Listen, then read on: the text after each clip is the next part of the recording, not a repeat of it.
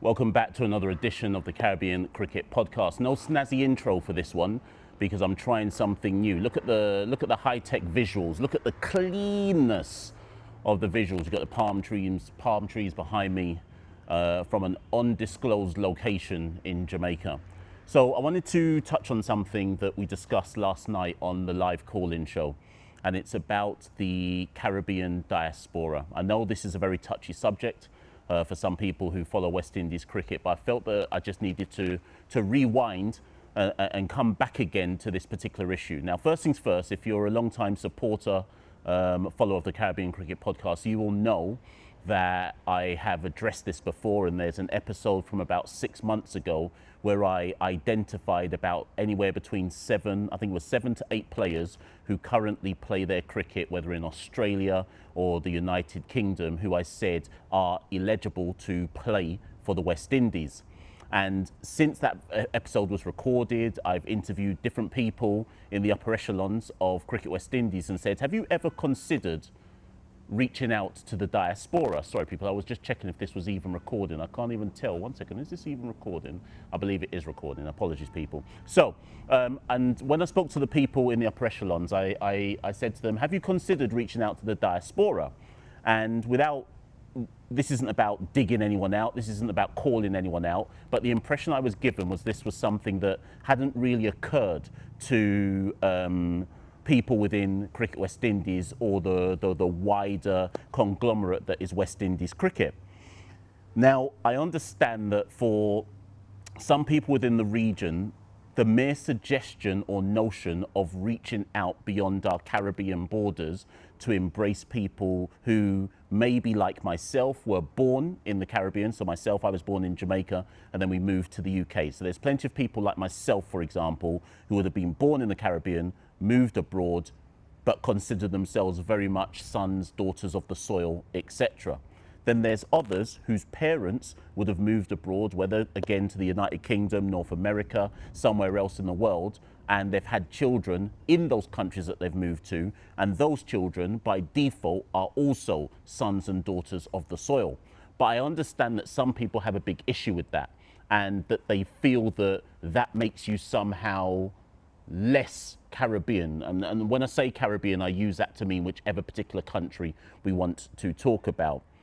Now, I'm going to use Jamaica as an example because I'm recording this in Jamaica, and I think it's a good example to use because that's where I am right now. If somebody wants to apply for Jamaican citizenship, one of the criteria that gets you Jamaican citizenship is if your parents were born on the island. So if you live somewhere else in the world, but your parents were born on the island, you have a right in the Jamaican constitution to apply for Jamaican citizenship. So my argument immediately to people is, if the constitution of the country gives a right to those in the diaspora to apply for citizenship of the country, how dare we, and I'll include myself in the we there as somebody who's born in this country, how dare we then turn around to those people and say, you aren't from this country? It doesn't make any sense. In fact, it's unconstitutional to say that they're not from this country, right? If you look at the Jamaican team that qualified for the football FIFA World Cup in 1998, go back and look at the makeup of that squad. Go and look at how many of that squad were men who were born elsewhere but were proud to represent Jamaica in that 1998 World Cup. Go and look up at the makeup of the Jamaica squad that got to successive Gold Cup finals. Was it 2015, 2017? And semi-finals. Look at the makeup of the squad that got to those Gold Cup finals, semi-finals, the majority of which were people who were born elsewhere but have Jamaican parents but nonetheless are proud to represent Jamaica. Go and look at even the Trinidad, because Trinidad's constitution is slightly different. I think in Trinidad, and if you're listening to this and you're a Trini, please correct me in the comments below. I think for Trinidad, it's your grandparents have to be born on the island, right? But even the Trinidad team that made the 2006 FIFA World Cup had players, Chris Birchall being the most obvious example, who were born elsewhere but were able to come and represent Trinidad through ancestry, right? Go and look at Grenada, the Grenadian team that made their most recent Gold Cup qualification in 2021. 3/4 of their squad were born elsewhere, but through Grenadian ancestry, through their parents, were able to represent Grenada. I could go on and on and on. I could include the Guyana team that just made recent Gold Cup appearances. I could include St. Lucia. I could include St. Kitts, right? We are happy to see this happen in all other sports. We accept it happening in all other sports within the Caribbean, but for some reason, well, I know the reason, but for some reason we draw the line at cricket. Now, yesterday on the call-in show, somebody rang in, apologies for forgetting your name, I think it was Tyrese, but I could be wrong. Somebody rang in, and I hear this comment a lot when I cover West Indies cricket. Somebody rang in and said, we don't want for talent. Talent is not the problem in the region. And I stopped the caller and I said, hold on a minute. I hear this a lot, but maybe we actually need to start pushing back against this notion that talent is not the problem. Because respectfully, and I say this respectfully to all of the current West Indian players in whatever particular format of the game, right? Respectfully, if since the year 2000, and if we want to go a bit further, let's go to, I don't know, 2010, 2015, right? But in essence, if since the year 2000, West Indies cricket has been on a perpetual slide, like we're playing snakes and ladders, but only hitting the snakes, right? If we've been on a perpetual slide for the last 25 years, how can we keep saying to people that talent is not the issue? After a while, you have to look at the so-called talent is not an issue and say, well, maybe talent is an issue. And of course, there's other factors. Of course, there's issues around grassroots coaching, facilities accessibility, quality of facilities, governance throughout the region, finances. There's a myriad of external issues that contribute to this. So I'm not saying that there aren't other factors that inhibit and impede that talent being able to marinate to its full potential. But if talent wasn't an issue, and if, as people always say, oh, we've got the talent, how comes we can't do well then? If we have the talent, we'd still be able to. So for example, the generation that everyone raves about, obviously the 70s, 80s, early 90s, etc., where nobody in the world could beat the West Indies. We didn't have the facilities then. We had an abundance of talent though. So when people say talent's not the issue, when we won the T20 World Cup in 2012 and 2016, we didn't have facilities then either. Grassroots coaching was horrendous then as well. We didn't have the funding then, but we still managed to win 2 T20 World Cups. So when people say to me, talent's not the issue, I hear you, but talent means you can do stuff. So I look at the current iterations of West Indies sides and I question this idea that we've still got the talent because we don't win. We don't win very often, so actually, do we have the talent? Now, let's extrapolate that to again, I'm in Jamaica, so that's why I'm using Jamaica as an example. Could the Reggae Boys get to the FIFA World Cup on domestic players alone, right? I'm sure there's some people in Jamaica who would love to argue that, yeah, we could still make a World Cup and we could beat Mexico and we could beat United States, Costa Rica, Honduras, Canada, and still make a World Cup just with domestic players. That's nonsense. That will never happen in my lifetime. Most knowledgeable Jamaica Reggae Boys fans would say, yeah, we should be reaching out to our diaspora and picking up the very best talent who have links to Jamaica through ancestry, through their parents, whatever it might be, and utilize that talent, particularly if they've got a love for the island and a love for Jamaica. Everyone, generally speaking, everybody accepts that, right? Now, if we accept that the domestic-based talent is not enough to get to a FIFA World Cup, again, let's pass it over to the West Indies. Why can we not make that same assessment for the West Indies that maybe our domestic-based West Indian talent isn't enough? And if there's a colonial hangover that people have because it's cricket, and obviously cricket is a colonial game, and there's all that kind of for some people there's a hangover that we have to get past in the kind of realms of cricket. I think we need to look past that now.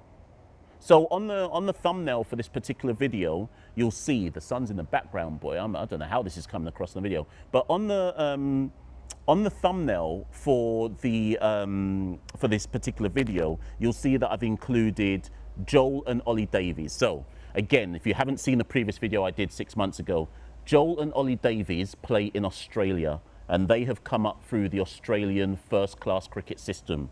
Their mother is from Trinidad, right?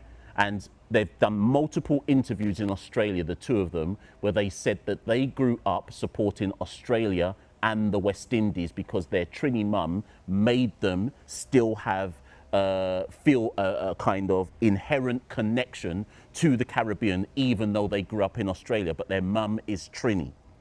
Has anyone ever had a discussion with either of those two about potentially playing for the West Indies? I can guarantee you nobody has ever had that discussion. Jamal Richards plays in England for Essex, right? If you ever connect with Jamal and his people, he's as Jamaican as they come, right? Culturally, he identifies as being Jamaican and has a clear Jamaican identity. Has anybody from the cricketing hierarchy ever reached out to him and said, would you like to come and play some first-class cricket on the island? I guarantee you, nobody's done that. Josh the Careys, we don't need to talk about him, but we can. His father is Michael Atherton. Michael Atherton is married to a woman from, his wife, I shouldn't say the woman. His wife is Guyanese. Therefore, Josh is half Guyanese. Josh currently is in and around the England Lions setup, but there's a chance that Josh will never play for England. As I've reached out to him, I spoke to Josh personally myself and said, Josh, would you ever consider playing for the West Indies, given that your mum is Guyanese? Obviously, we had a bit of a joke and a laugh about it all, but there may come a time in Josh's career where actually he thinks, I'm never going to actually play for England. I don't business about that. If there is an option, therefore, for him to come and represent in the Caribbean, play for Guyana, then maybe represent West Indies, why not? Emilio Gay is a similar one. Emilio Gay, I believe his father is Grenadian. His father is Grenadian. Right now, Emilio Gay is playing for Italy because his mother is Italian.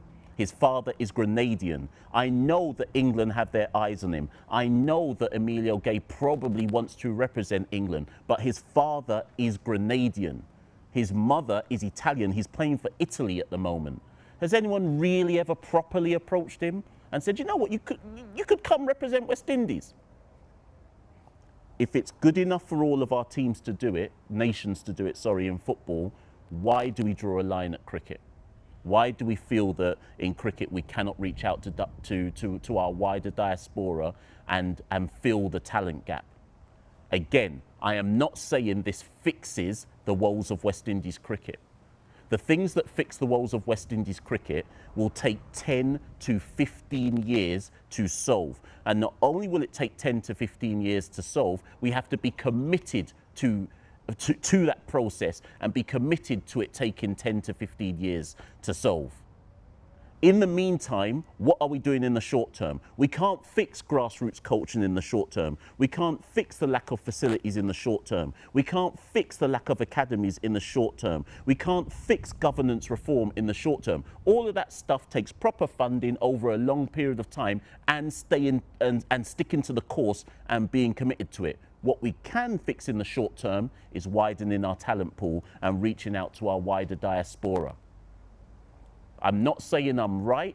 I'm just saying I don't know why there is such a well, I do know why. I'm just saying there shouldn't be such a hesitancy to do it. It doesn't make us weaker as people. It doesn't make us lesser as people. England do it. How do you think Jofra Archer ended up in England? How do you think Jacob Bethel ended up in England? They don't mind teething. South Africa, bare South Africans play for England. England don't mind teething. South Africa teeth a couple man. Australia have teethed a couple man. Why is it beyond us? If we're sticking to some moral argument that West Indian players can only come from those born in the Caribbean, then what are we doing here? We're just going to continue playing snakes and ladders and never really finding a ladder to go up. And just before anyone says to me in the comments below, because there'll be a couple people who will say, Mash, you don't know what you're talking about, X, Y, Z, so on and so forth. I give you Brendan Nash. In the early 2000s, Brendan Nash had grown up. His father I want to say his father's name was Paul, but that could be wrong. His father, if I'm not mistaken, had represented Jamaica. His father's Jamaican, sorry.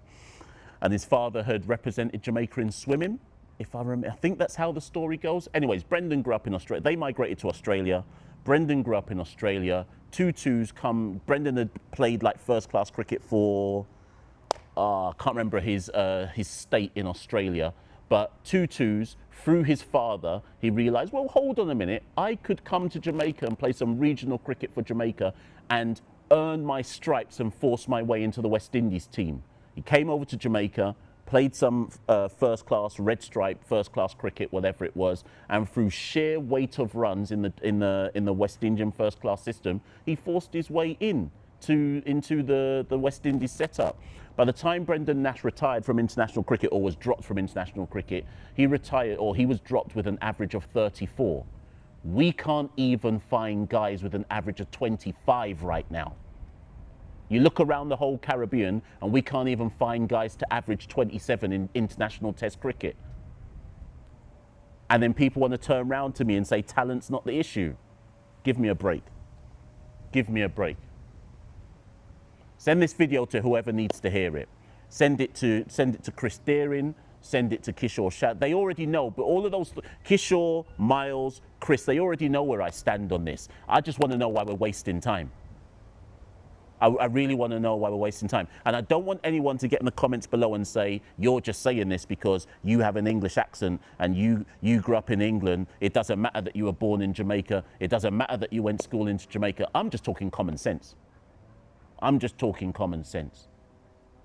Being from the Caribbean does not, and feeling like you're from the Caribbean and respecting your heritage as from the Caribbean does not mean you just have to be born on the island. It doesn't just mean that. When the last thing before I finish, when was it? Was it 2 years ago now? 18 months ago, right? 18 months ago, last little piece of story for this. Again, I know I'm using Jamaica a lot. Please get in the comments below and give your own nation's equivalent for all of this stuff that I'm talking about. 18 months ago, the Jamaica Rugby League team qualified for the World Cup, right? Rugby World Cup. First ever Caribbean nation to qualify for a Rugby League World Cup, right? Obviously, I live in the UK. I went to watch them. The tournament was only held in the north of the country. I live in London. I travelled up to Hull and all of those places to watch the Jamaican Rugby League team. We lost to everyone. I think we played Lebanon, Ireland and New Zealand, who are the champions, who were the world champions at the time, right? Of course we lost to everyone because this is Jamaica playing rugby league, right? We don't even really, I mean, we have a domestic competition, but it's rugby league, right? I think 90% of that squad who represented Jamaica in the Rugby League World Cup all came from the United Kingdom. They all were from like the northern half of the country, had all grown up in the northern half of the country, had accepted the call to come and play rugby league for Jamaica. Let me tell you something. You see, when I met that team, every single one of those players was so proud to represent Jamaica in the World Cup. You couldn't tell me that none of them were just doing it for the ride and just happy to play in the World Cup and it just happened to be Jamaica. They were representing Jamaica like they had lived in Jamaica their whole life. Every single one of them was proud to be putting on the jersey and representing Jamaica on the world stage. That's how Jamaica created history. They reached out to their wider diaspora and got to a World Cup off the back of it. Why is it different for the West Indies? Again, the comments below, people, you already know how it goes. Like, share, subscribe. You already know all of that jazz. If you want to support the Caribbean Cricket Podcast, you can become a patron for as little as $2, 2 yen, 2 rupee, £2, whatever your currency is. All the clicks and links are in the descriptor below. But more importantly of all, share this with who needs to listen to it. More content's coming. Sun shining hot. Jamaica's treating me nice. I'm eating ground provision, saltfish, cabbage, ackee, all day, every day. I might not go home. I might just stay here and represent Jamaica on the world stage. I'll see you all very, very soon.